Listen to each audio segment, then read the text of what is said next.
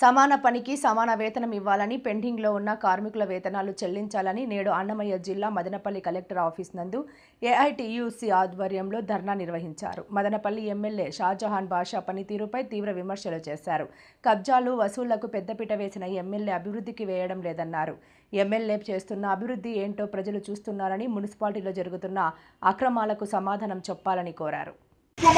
Municipal అధికారులు కేవలం 4000 రూపాయలు ఇస్తున్నారు. మీరు జలసాలు చేసేటువంటి జనరల్ ఫండ్ కోట్ల రూపాయలు ఖర్చు చేస్తున్నారు, అభివృద్ధి చేస్తున్నారు. కానీ మదనపల్లి ఎమ్మెల్యే గారికి ఏ మాత్రం సపోర్ట్ చేస్తున్నారే తప్ప ఈ రాష్ట్రంలో ఉన్నటువంటి కార్మికులు ఎక్కడ కానీ గుర్తుకు రాలేదు. మేము అడుగుతున్నాం, కేరళ తరహాలో మాస్కు సమాన పనికి సమాన వేతనం అడుగుతున్నాం. కానీ సమాన పని మాత్రం సమాన వేతనం ఇచ్చినటువంటి పరిస్థితి లేదు. ఇవాళ అసెంబ్లీలు జరుగుతున్నాయి. అసెంబ్లీలో ఇదే మదనపల్లి పట్టణంలో అనేక సమస్యలు ఉన్నాయి. ఇదే మున్సిపాలిటీలో అవుట్ సోర్సింగ్ కార్మికులు 30 ఏళ్లుగా పనిచేస్తున్నారు. కానీ ఇలా ఉద్యోగ భద్రత గురించి ఇక్కడ వచ్చినటువంటి గతంలో ఎమ్మెల్యేలు మాట్లాడలేదు, ఇప్పుడున్నటువంటి ఎమ్మెల్యే కూడా మాట్లాడలేదు. ఈరోజు డైలీ వేజ్ వర్కర్లు ఉన్నారు, వాళ్ళకి కనీసం 6 నెలలు కూడా జీతాలు ఇచ్చేటువంటి పరిస్థితి లేదు. మరి దుర్మార్గం ఏమంటే మదనపల్లి ఎమ్మెల్యే గారికి కనిపించలా. మేమంతా అభివృద్ధి చేశాం అంటున్నారు. నీ అభివృద్ధి మదనపల్లి పట్టణం అంతా చూస్తున్నారు స్వామి. మున్సిపల్ స్కూళ్లలో స్వీపర్స్ గా పనిచేసేటువంటి ఆయాలకు మీ సిగ్గు మారినటువంటి ప్రభుత్వం, మీ సిగ్గు మారినటువంటి మున్సిపల్ అధికారులు కేవలం 4000 రూపాయలు ఇస్తున్నారు.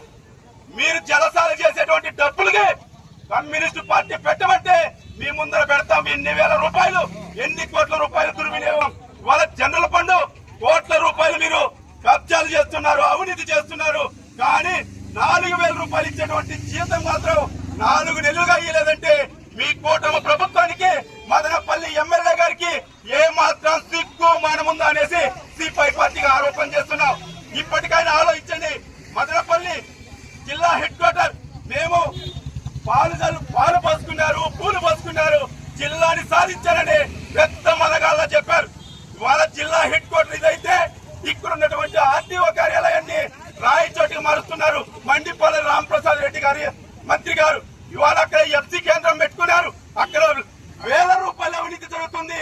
ఆ అవినీతి చేసుకోవడానికి ఇవాళ ఆర్టీఓ ఆఫీస్ దగ్గర తరలిస్తుంటే ఎమ్మెల్యే గారికి నోరు ఎక్కడ కానీ మెదపడం లేదు. అంటే మీకు కూడా కమిషన్ ఇస్తున్నారా? మండిపల్లి రాంప్రసాద్ రెడ్డి గారు సమాధానం చెప్పాలి. ఎమ్మెల్యే గారు వాళ్ళ ఆర్టీఓ కేంద్రాన్ని జిల్లా హెడ్ క్వార్టర్ నుంచి అక్కడ తరలిస్తుంటే ఈ ప్రాంతంలో ఉన్నటువంటి ట్రాన్స్పోర్ట్ వెహికల్స్, ఆటో గాని, లారీ గాని, బస్సు గాని వీళ్ళందరూ కూడా రాయచోటికి పోయేటువంటి ఒక దుర్మార్గ విధానాన్ని మంత్రి గారు అవలంబిస్తుంటే మీరు ఏ మాత్రం పట్టించుకోలేదంటే మీరు ఈ మదనపల్లి ప్రజల పట్ల, కార్మికుల పట్ల, డ్రైవర్ల పట్ల ఏ మాత్రం చిత్తశుద్ధి ఉందో మదనపల్లి ఎమ్మెల్యే గారు ఆలోచించాలి.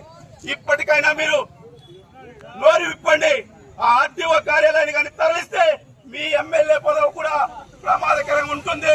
ఇప్పటికైనా ఈ మదనపల్లి మున్సిపాలిటీలో ఉన్నటువంటి వర్కర్ల సమస్యలు పరిష్కరించండి.